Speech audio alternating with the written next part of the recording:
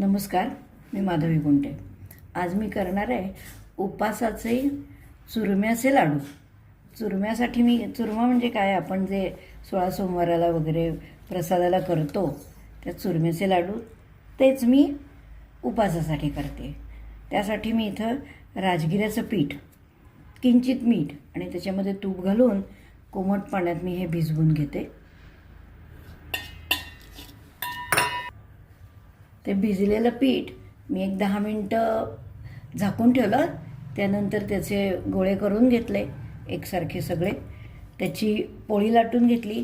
आता ही पोळी लाटताना साबुदाण्याचं पीठ थोडंसं लावायचं म्हणजे चिकटलं जात नाही। आणि आता त्याची मी पोळी भाजून घेते।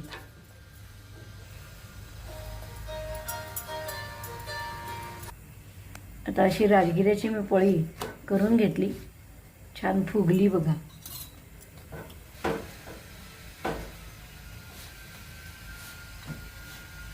या पोळ्या एरवी सुद्धा आपल्याला पालेभाजी बरोबर छान लागतात।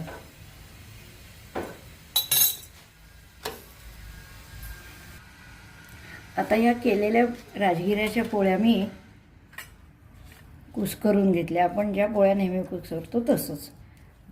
त्याच्यासाठी मी गूळ, कोरडं खोबरं म्हणजे गोटा खोबरं खिसून घेतलं आणि वेलची पूड, हे सगळं लागणारं साहित्य। आता राजगिऱ्याच्या पोळीचे तुकडे, गूळ, आपल्याला जसं गोड लागतं त्याप्रमाणे गूळ आणि खोबरं हे मी आता मिक्सरला लावून घेणार। आता हे मी सगळं मिक्सरमध्ये फिरवून घेतलं। 1 सेकंद फक्त। त्याच्यात आता थोडंसं साजूक तूप घालते, अंदाजानं घालायचं, मला चमचा आणि याचं काही कळत नाही। आणि वेलची पूड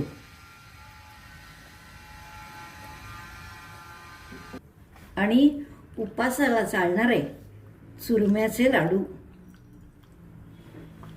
तयार। एकादशीला विठोबासाठी स्पेशल।